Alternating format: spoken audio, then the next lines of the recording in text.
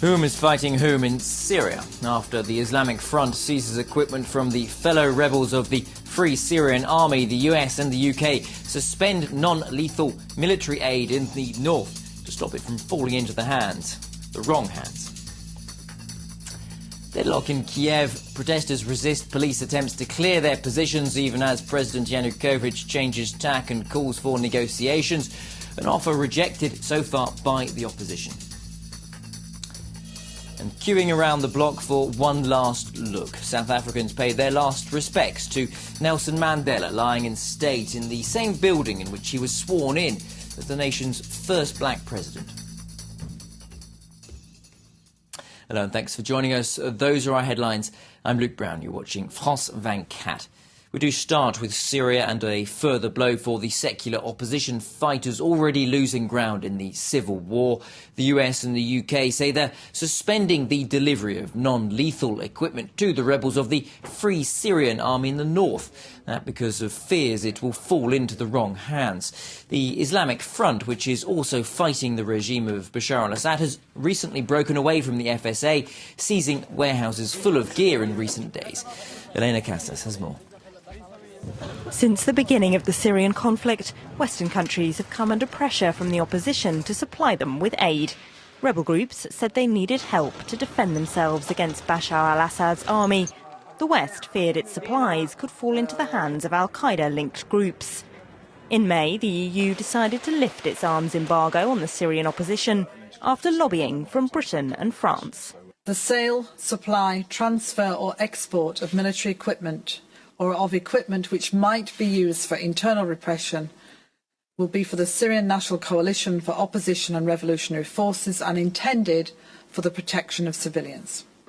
The US and Britain were already supplying non-lethal equipment, such as night vision goggles and communications kit, but they feared it could fall into the wrong hands.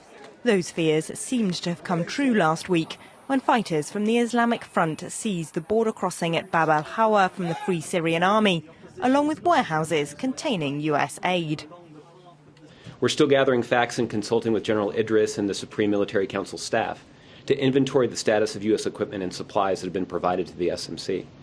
As a result of this situation, as you pointed out, the United States has suspended all further deliveries of non-lethal assistance into northern Syria. The Islamic Front insists it's not allied to al-Qaeda, but it does seek to establish an Islamic state. Britain, for its part, says it's investigating the incident and suspending non-lethal aid until the situation is clear. To Ukraine now, where pressure is rising on President Viktor Yanukovych. Protesters repelled police attempts to clear their positions early Wednesday, while EU and US officials visiting Kiev have demanded restraint from the government. As Yanukovych has called for opposition leaders to sit down for talks, that offer has been rejected as the movement pursues its calls for the president and his government to step aside. Nicholas Rushworth has more. Kiev's Independence Square, a hive of activity. Pro-EU protesters are convinced they can topple President Viktor Yanukovych. The mood is especially tense in Kiev's occupied City Hall. On Wednesday morning, they hosed down 3 riot police buses following a tense overnight standoff, which ended with police withdrawing. As 3 weeks of protests show no sign of waning, Yanukovych is offering dialogue. To reach a compromise, I'm calling on the opposition not to refuse my offer, not to go along the path of the standoff and ultimatums. I'm assuring you that the authorities will act only within the framework of the law and will never use force against peaceful gatherings. The unrest in Kiev since Yanukovych's decision to ditch an EU association agreement has exposed a long-standing national divide. The east of the country sees itself as closer to Russia. Here in the president's hometown of Yenikievo, he has strong support. They say for the local economy, Russia is a better partner. I support Yanukovych 100% because of the stability he's brought since he became the president. Despite the geographical divide, opinion polls show that the EU is more popular among Ukrainians than Russia. Many fear the country's hard-won independence will be crippled if it moves back too tightly into Moscow's orbit. The news just in now, and Australia's top court has struck down gay marriage in the capital territory around Canberra. That means heartbreak for the dozens of newlyweds who'd only just married in the past week. They'll now see their unions annulled. The federal government had challenged the ruling that had only concerned residents in and around the capital, Canberra, since last Saturday. If the ruling had gone the other way, it would have increased pressure for the government to allow same-sex marriages at a national level. Now to South Africa, where the Rainbow Nation continues to bid farewell to its most illustrious son, Nelson Mandela, lying in state this Wednesday as thousands of mourners filed past his body in Pretoria. Mandela's family saying they'd been humbled by the turnout at commemorations events this week. But Tuesday's memorial service has been slightly marred after it was revealed that the man translating into sign language the speeches by the world leaders, including Barack Obama, was making it up as he went along. Henry Brown explains. Gesticulating gibberish before a global audience of millions. The sign language interpreter at Nelson Mandela's memorial was accused Wednesday of being a fake, angering the deaf community around the world. When I saw this, I actually felt very upset, and I wanted to go to the event and chase the interpreter off the stage. The memorial service of Madiba is such an important event, and we feel embarrassed, and the whole world will be looking at us. And it's serious. As one world leader after another took to the stage in Soweto Stadium, the interpreter produced a series of hand signals that experts said meant absolutely nothing. He got many things wrong. Actually, he has 0% accuracy. If you do a comparison of what was said and what he was signing, 0% accuracy. Some of the more basic mistakes, he couldn't even use the sign name for Nelson Mandela. The allegations raise questions about how he managed to include himself into a supposedly secure event.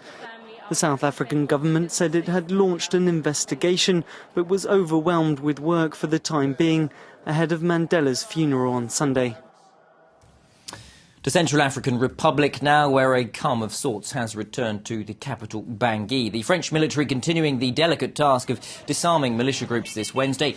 2 French soldiers were killed in clashes on Monday. President Hollande reiterating that without taking action, they would have been left to, quote, count the bodies. 500 people have been killed in the past week in tit-for-tat raids by Muslim and Christian fighters. Nicholas Rushworth has the latest as distrust divides still the two communities. The Imam and Archbishop of Bangui side by side. They went to the Don Bosco Church in the capital to assist in the distribution of food aid.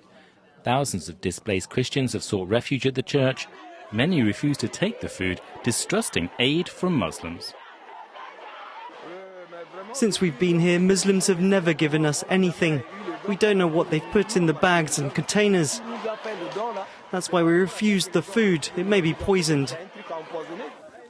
That effort at reconciliation failed as Muslim victims of sectarian violence were being buried on the outskirts of the capital.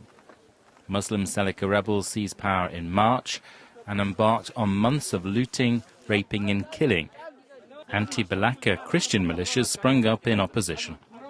The Central African Republic is a secular country. That's in the constitution. So I call on people, especially the Muslim and Christian communities, to live together as they used to have the spirit of forgiveness and the spirit of cohabitation. In another part of Bangui, the PK5 neighborhood, residents struggled to contain their anger following an attack on a mosque earlier this week. I'm ready to forgive everyone. We can reconcile and go back to living as before. But they should stop burning our mosques. The Central African Republic is chronically unstable. France says it has intervened because of fears of a Muslim-Christian genocide. Now, he already goes by the title Bishop of Rome, the Supreme Pontiff, absolute monarch of the Vatican. But Pope Francis has got another more down-to-earth award to add to his CV, named Time magazine's Person of the Year this Wednesday, narrowly beating NSA whistleblower Edward Snowden for the way he's gone about reinvigorating the Catholic Church in his short period in office. That's where we'll leave it. More news in about 15-20 minutes.